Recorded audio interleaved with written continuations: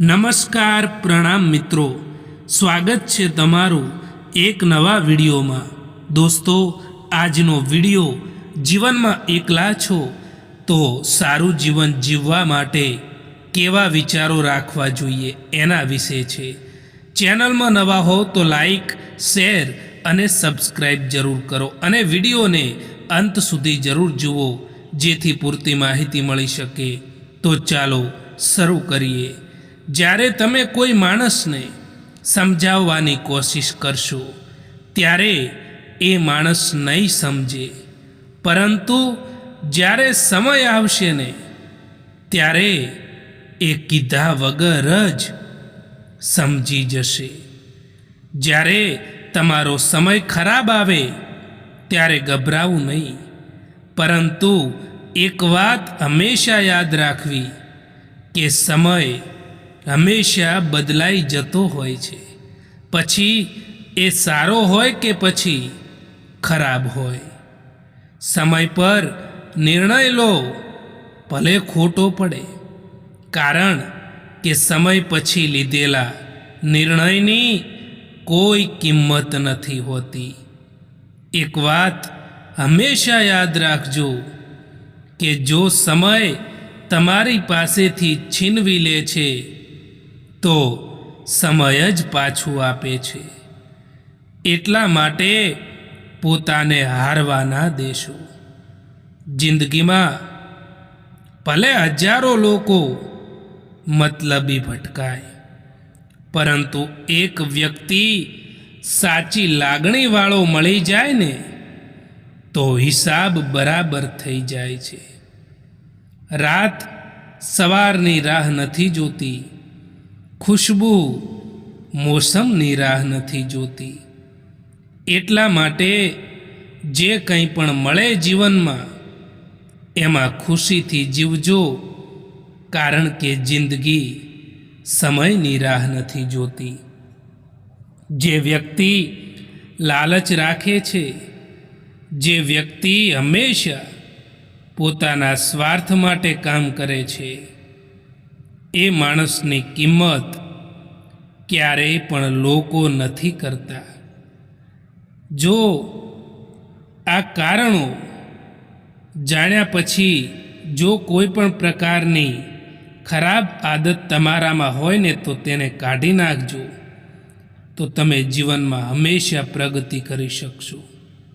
મિત્રો, સમયની સાથે ઘણું બધું પાછું મળી શકે છે, પરંતુ એ સમયની સાથે ખોયેલો ભરોસો અને એ સંબંધો ક્યારેય પાછા નથી મળતા।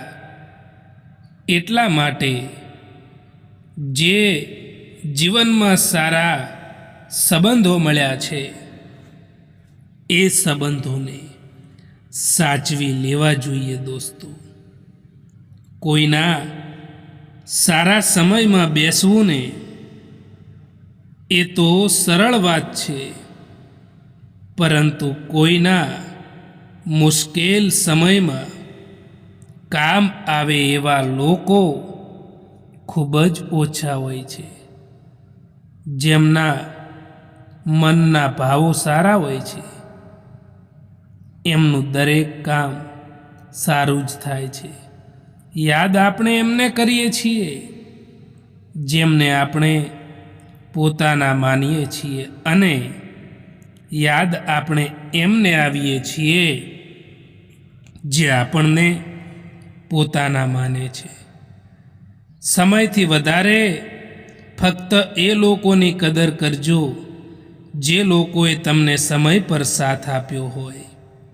સમય અને કિસ્મત ઉપર ક્યારેય પણ અભિમાન ના કરતા સાહેબ, કારણ કે સવાર એમનું પણ પડે છે જેમના દિવસો ખરાબ હોય છે।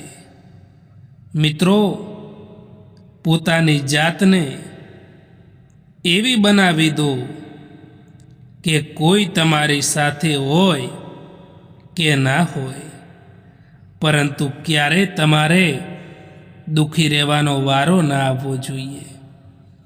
એક હદ સુધીનો દર્દ થયા પછી માણસ શાંત થઈ જાય છે.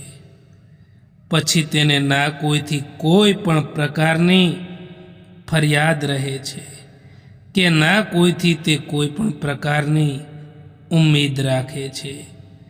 બીજાને સુખી કરવાની ભાવના રાખવાવાળો માણસ ક્યારેય દુઃખી નથી થતો. સંબંધ એવા લોકો સાથે રાખો જેના માટે તમે કોણ છો એ નહીં, પરંતુ તમે કેમ છો એ મહત્વનું હોય. દરેકના જીવનમાં એક વ્યક્તિ એવી આવે છે જેને મળીને એવું લાગે છે કે કાશ આ વ્યક્તિ આપણા જીવનમાં થોડી વહેલી આવી હોત. પડછાયાને અભિમાન હતું તડકાને રોકી રાખવાનું, પરંતુ અંધારું થયું તો પોતે જ ખોવાઈ ગયો. માણસ જ્યાં સુધી છેતરાય છે ત્યાં સુધી બધાને સારો લાગે છે.